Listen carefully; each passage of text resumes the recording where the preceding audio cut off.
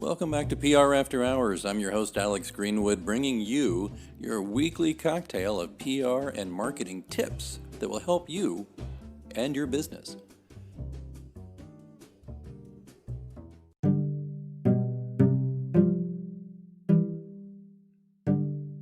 Stick around, we'll get started right after these messages.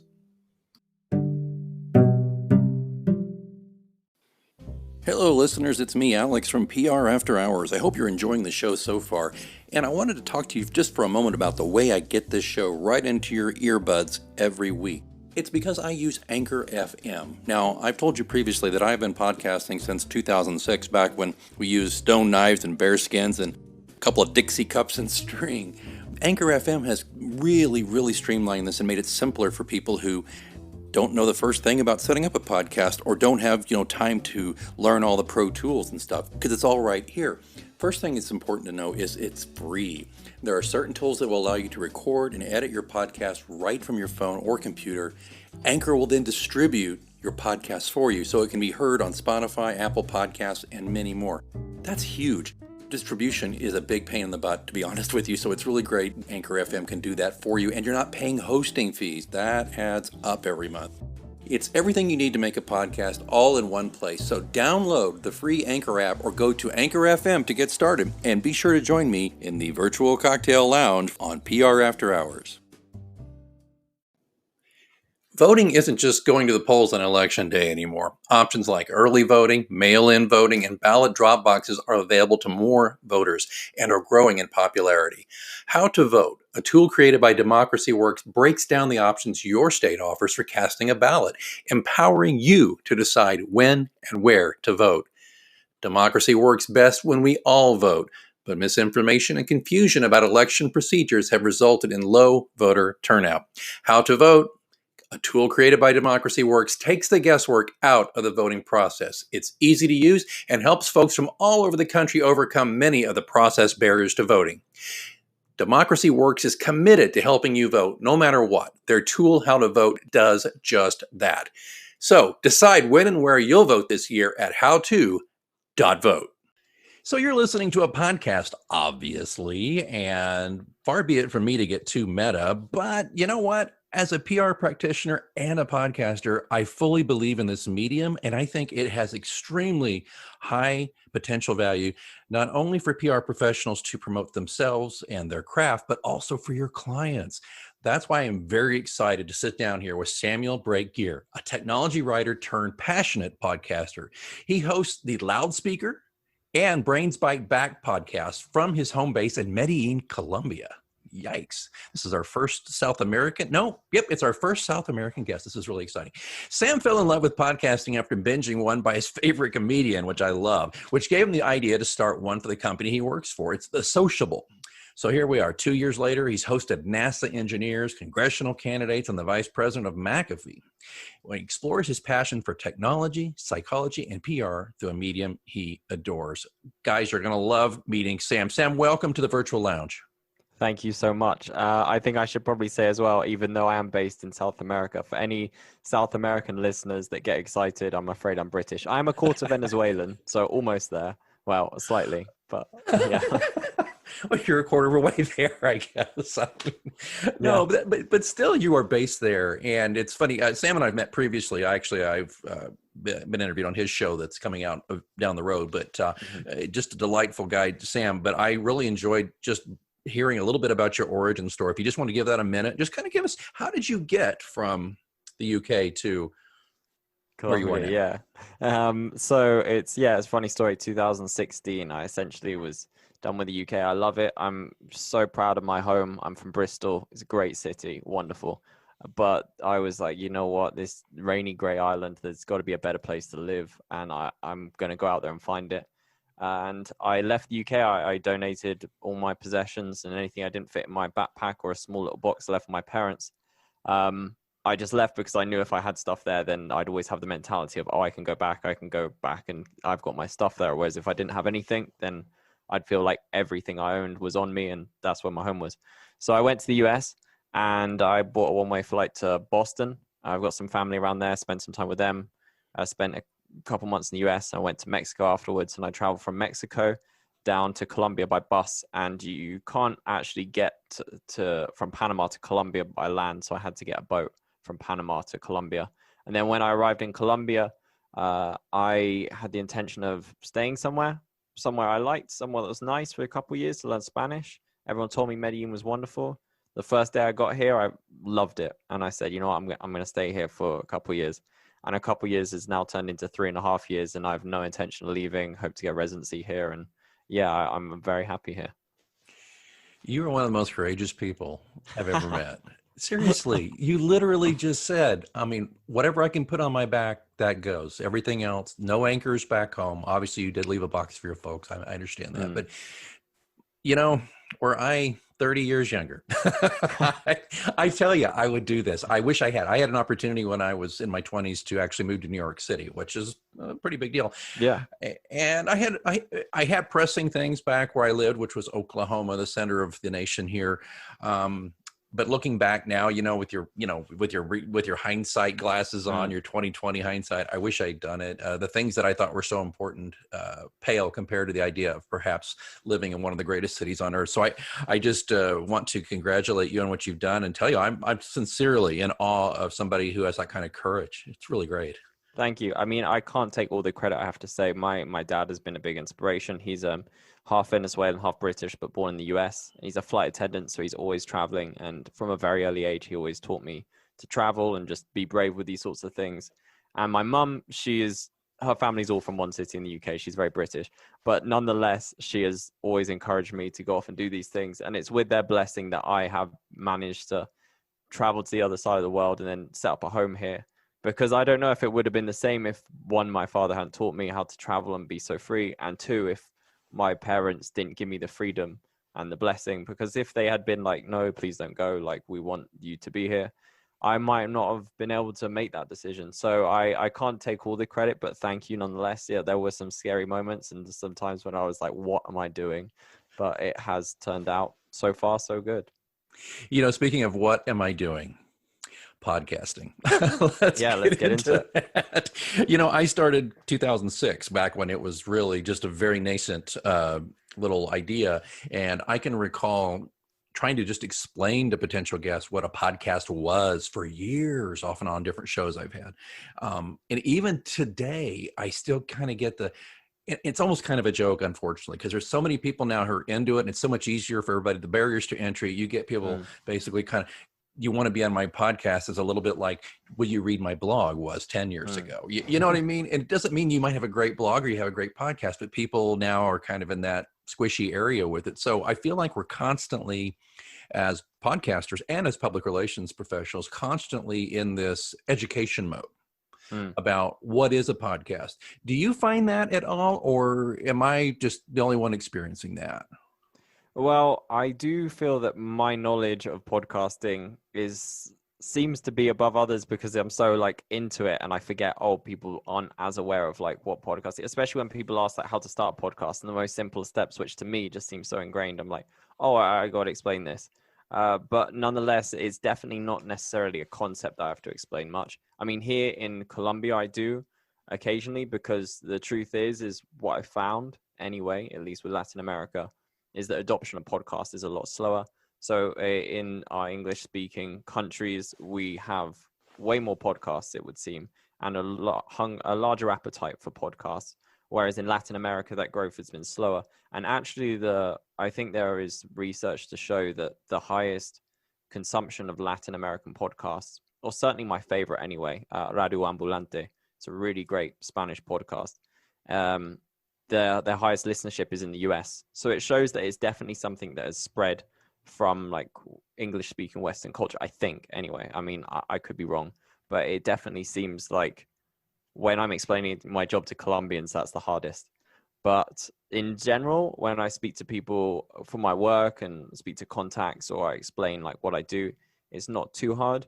But yeah, I completely understand what you mean. Like, I've only got into this recently in the past few years, so I still feel like somewhat of a novice, especially compared to someone like yourself who's been in the game for quite a while.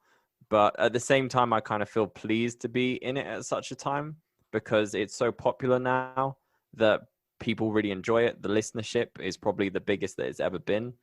And on top of that, I really think that it's fantastic that it's accessible, because I think it makes it more democratic. It makes storytelling more democratic, in the sense that maybe before, if you had a story to tell, you might have to go to a publisher, or maybe you have to go through all these gatekeepers. Whereas now you can just produce a podcast and put it out there, and if it's good, people will gravitate towards it, I guess. Totally agree. So let's talk about that then, since we're both kind of in agreement that there is some education that we have to do, but we're probably in the golden age of podcasting still at this moment. Let's talk to the PR professional about how podcasts can help them, like you and I do, with your brand as you try to get clients and broaden your credibility as a thought leader in our profession. You want to go there first, and then we can talk about how PR people can use it to help their clients. Yeah, sure. What was the first question? Sorry, I got the First second part. question. It would help if I were not so verbose. I understand. No, it's all good. I think it's just my interpretation of it. I was like, wait, what? Anyway, yeah. Go ahead. Well, let's talk about just PR people, just the profession right now, because this show obviously speaks to PR people more than anybody else. Let's explain to them in your parlance, and in however long it takes you to explain it to them, why they should be considering using it to help them as thought leaders in our profession first. Mm-hmm. Well, to be honest, one of the things that I love the most about podcasting is the fact that I think you can when you verbally hear someone, you have an understanding of who they are and their ability to communicate knowledge far better than any kind of written form. So maybe you could produce a guest article for thought leadership, and definitely I think there are some strong points for that. But for me, and I am biased because I love audio way more than text, I think that being able to hear someone and being able to understand how well someone can articulate their ideas when put on a spot is far better than someone being able to produce an article which potentially may not have been written by them, and again may have been edited over and over again. Whereas when someone's put on the spot, like here, what we're doing now, I mean, admittedly we can edit this, but it's still not the same, and it still doesn't have the same capability of editing that you can a guest article. So for me, I love that. And I know that maybe it's unfair. The barrier of entry is harder for those that don't have public speaking. But I think that public speaking is such a valuable skill that if someone's put pressure to learn that skill, then that will pay dividends. Perfect. I thank you. I haven't heard it expressed quite that way. I think you're right. I think for me as a PR practitioner, how does it help me? I do think you just nailed something that I haven't really thought about. But obviously, if you listen to this show for any few episodes, you get to feel who I am. I would like to think people go, I enjoy listening to Alex's show. He seems to know his stuff. He's a little goofy. But and I take that just fine. That's me, because I get excited about what I do and I get goofy and silly. Yeah, it's me. Authentic. Yeah. But I got to say this, since I'm also a crisis communications counselor, I have to reel it in a little bit because if a potential client has heard it or another agency might want to pull me in as a sub, I have to make sure that when off air, when I'm just being myself, I have to kind of get that down, because the reason why I think I'm having to be a little more myself on the show is because you've been here, and we're going to get into this in a little bit, but you've been here just like I have, where you may have guests who are petrified. And the greatest compliment I get, and I run 2 shows right now, this one and Mysterious Goings On, the best compliment I ever get is legitimately, and it's happened several times, I'm not tooting my own horn too much here, but beep, beep. It's just that they write back and say, by the way, I was very nervous and you made me feel so comfortable because you're so warm to me and you made me laugh. And I think that's so important. So I wanted just to add that into what you just said about how people can be more themselves. And you're definitely up here dancing on the head of a pin, because, like you said, we can certainly edit this, but more often than not, we don't. Yeah. So if you're talking, I'm sorry, go ahead. No, I was going to say you're absolutely right. And I think that that's the strength of podcasting, that authenticity that shines through. And I feel that when talking with you, I feel like I'm genuinely talking with you, and it's the most important ingredient, I'd say, with a podcast host. So, yeah. Yeah, the ones who are kind of just a little rigid, I worry about those, because I don't think people will listen long-term for those. And you've got to be able to, there's some things that you do so well. you're so warm. There's a comfort level listening to you, but you also get great guests, and you pull really good stuff out of them. That's the other thing too. Sometimes you can get a host who just, frankly, they ask the right questions, but maybe they're not really great at pulling the best answer out. And by the way, folks, I am certainly not saying I'm the best at that, but I do strive to get there. So let's jump to, okay, so PR folks, this is a great thing for you.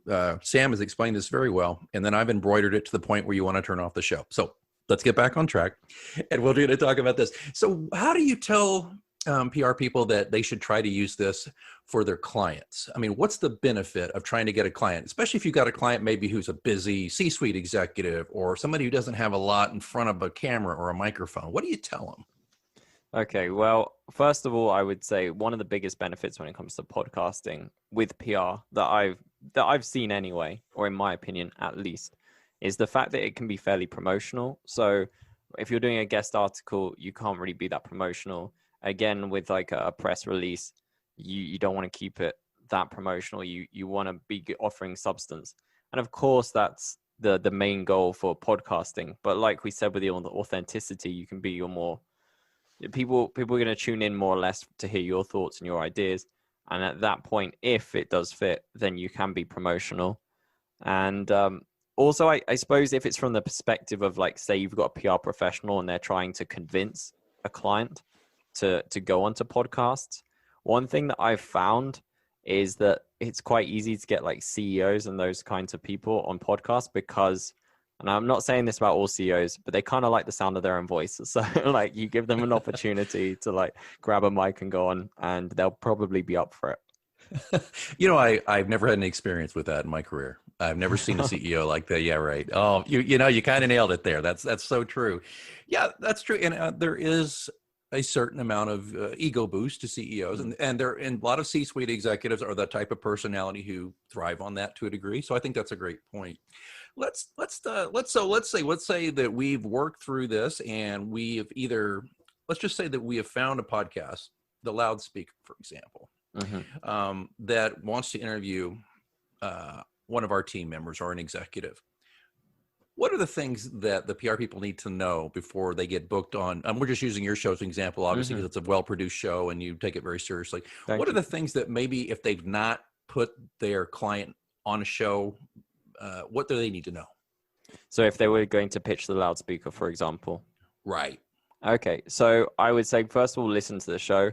I know that's a simple one, but it really does matter. And I think it's important as well because you also need to qualify that it's going to be worth your time, because like we've said, there are so many podcasts out there and some of them are just really not done that well. And some people just don't put that much effort in, and you want to find the ones where people do put effort in, they're passionate about it, and you want to be on those podcasts. So I think that's really important to listen to it and think like, okay, I actually want my client to be on this, or I want to be on this. And then second of all, I would understand the themes that they have. So maybe look at the most recent ones, but obviously go back as far as you need to get an understanding, and then see what kind of topics they can speak on this. But I would also say that one thing that I get a lot is once we publish an episode, we'll then receive like pitches for the exact same topic. So like say if we do something, for example, like I'm thinking like Brains Bite Back, if we do something about neuromarketing, then we might get a few pitches saying, oh, my client does this, I saw you did this. And the thing is, and it's probably the same for you, I'm guessing, you don't necessarily want to do the same topic like back to back, like each week, especially if you're looking for a variety of topics. So I would say the best thing is look at the topics which they've done in the past and then offer like a unique angle or a fresh spin on something. And that would be the best situation, I would say, the best thing to go for. I agree. And what I might do, let's say that your show, I really want to get my CEO on your show, and I see that you did 2 or 3 episodes back this same thing. Would it be effective to you if I pitched it and said, Sam, I understand you've done this. Can we get one in the can, and then you can just use it whenever you're ready down the road? Do you do that kind of thing? Is that a good argument for you at all? Yeah, that would be possible. One of the pieces of advice that I was actually given when you do receive something which maybe isn't a good fit now, but would be good in the future, is to say, contact me in 90 days and we'll touch base on this, which is kind of far ahead in advance. But at the same time, if they're genuinely interested in being on your podcast and they have something to offer, and they still contact you like in those 90 days, that is like a sign that they're actually meaning this like 100%. They're not just like just came across your podcast and quickly sent off a pitch or something like that. So yeah, I would accept it if I thought like, okay, this is really good and I would definitely want to have this person on. I'll record it and then maybe just pause it for a while. But generally speaking, if I receive something like that, I'll probably say, you know what, I think what you got is good, but it's not right fit right now. If you contact me in 90 days, we can touch base on this and then we can see if we can produce something from it. That's a great point. I've got, I think you and I are the same place. We use Matchmaker.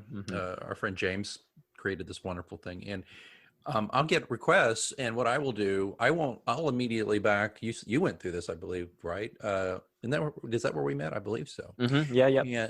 And I just responded to you and say, or to anybody, and I say, okay, well, this sounds interesting. Here's my email address. Shoot me an email, and we'll get the ball rolling. So, because for me, that's kind of the built-in speed bump that I'm trying to do. If they don't respond to that or send me an email, well, then, yeah, they were just going through there and just dropping requests into a bunch of shows. Then the next thing, I'll get the email, and usually I have a form letter I send back. I don't think I did that with you because I was so excited about the loudspeaker, and I didn't. I don't think I sent you the form, but I sent a form letter, and you got to fill this out, and you've got to use my calendar link and find the dates within the window. The problem I have, though, and this is something I want to give all you PR people a little advice on: if you get a calendar link and the producer or the host of the show specifically says, okay, please don't go rooting around through the rest of my calendar. This is the week I have available for you. I've had so many go in and click on the calendar, like apparently not reading the full email and like scheduling the next day or 2 days. And I'm like, no. And I cancel it. And then a lot of them get PO, but I've said, please refer to the email. And I don't say that to be like a jerk or anything. I just say, you got to remember, PR people, to just like you would any other media outlet, respect the time of the podcaster, because I'll tell you, there's a lot of shows. I mean, you're doing one obviously for your employer.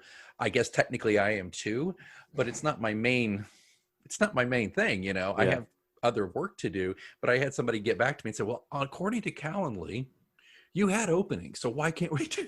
Well, because I need time to research you and plan for you and all this. So anyway, I don't mean to go on, but I do, folks. So really, just be sure that you pay attention to what the producers or the hosts say about what they want.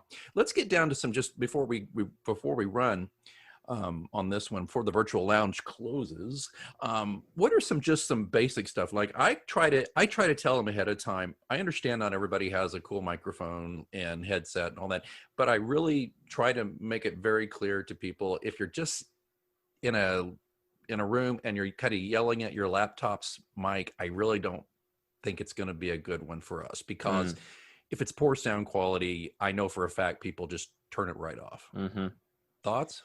Yeah, absolutely. And unfortunately, it's been those cases where I've learned like trial and error, in the sense of I had a guest on and I thought, okay, I'm going to have to include another kind of like a prerequisite to send to all my guests now. And it's more a case of like, it's more of like a pitch I built up, or like a paragraph. Can't remember if I sent it to you. I doubt it. Like that's the one thing I love about podcast hosts. It's like, they know what they're doing, so I can like take a breath and relax there. But generally speaking, yeah, I always have to be like, please, like, try not to phone in. I use Google Hangouts, so they have the option to phone in, and the audio is always so bad if they just phone in on a mobile. And then sometimes they don't have headphones, and then it's just really echoey. So I have to put in all these things like his like, come prepared with headphones, quiet space, please don't call in.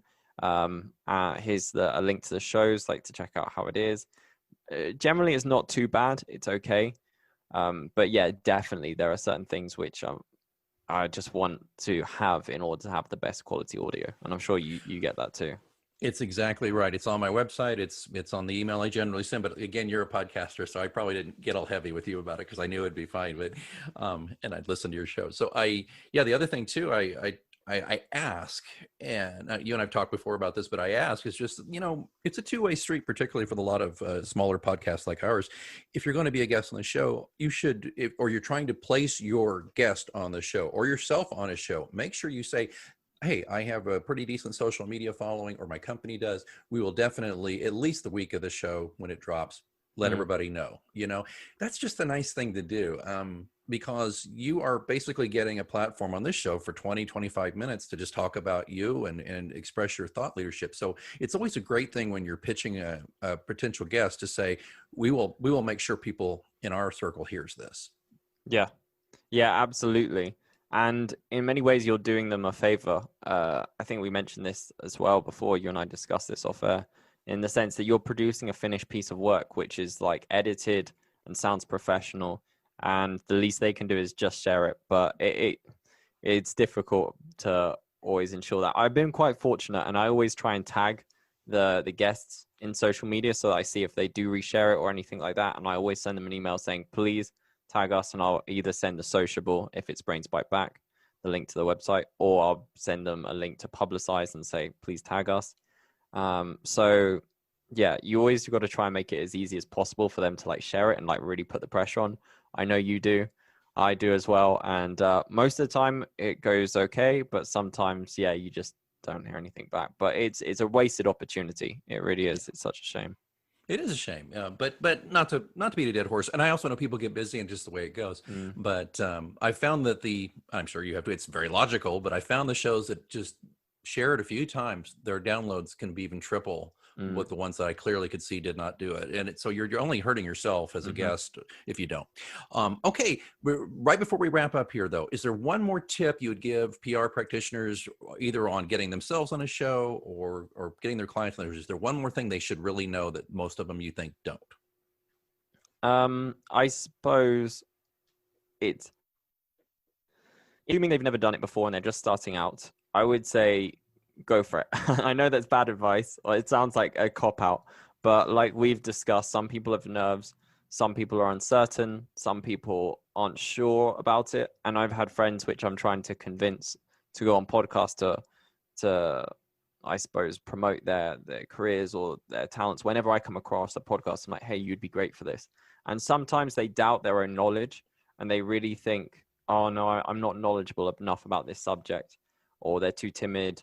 And really it's like swimming. It's like at some point you just got to jump in, like, and trust that you can do it. I mean, maybe it's not the best analogy because obviously you could drown, but at the same time, like, you got to learn, like, you get what I'm saying.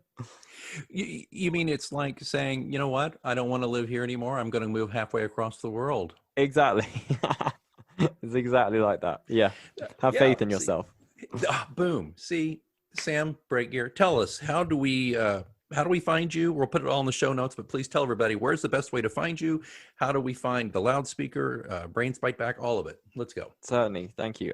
So you can find me on LinkedIn if you want to reach me for any reason whatsoever. Happy to chat. That's Sam Brake Guia, and Brake is spelled Brake, and then space Guia. And you can also find my podcast, Brains Byte Back. You can go on to any podcast platform and search Brains Byte Back. And I should say that's Byte, Byte. And then on top of that, you can also find the Loudspeaker. That's a PR podcast. You can find that at publicize.co. That's the host of the website. That's our host. That's Publicize, our PR agency, which I produce that for. And you can also go to sociable.co to find Brains Byte Back. And there's plenty of articles relating to topics that we discuss on there. So those are the best ways to find us. Sam, I mean it when I say it, and I don't often say it in the middle of an interview. You are welcome back in the virtual lounge anytime, okay? If you ever want to come back, I'd love to have you back. I would like to hear more of your thoughts. And again, you have my deepest respect and appreciation for appearing here on PR After Hours.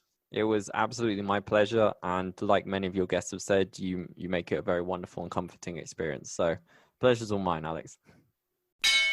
Oh, you know what that means? Looks like it's last call here at your virtual lounge for PR news, views, and interviews. Don't forget, you can ask me a question anytime. You can do it through our Twitter account, which is @HoursPR, or Even better, you can send me a message vocally. I would love to hear your voice, and I'll answer it on the show. There's a link in the show notes. All you have to do is sign up through Anchor FM. It's free, doesn't take long, and you record your message. I get the message. I will play your audio. Just give me your first name and the city you live in, and then I will answer the question to the best of my ability right here on the show. Don't forget to, if you're enjoying this podcast, you can support it and help increase the frequency and value of the show. Just consider being a sponsor for your brand or your agency or just yourself because you're like, I like this show. Or just drop a few coins in the virtual tip jar. Either way, there's links in the show notes. Please check that out. All of that, of course, being in the show notes where you're listening right now or at prafterhours.com. I see that they're turning up the lights. Last call is over, and I've got to clean up this virtual lounge. And until next time, I'm Alex Greenwood, and you've been listening to PR After Hours on Anchor FM.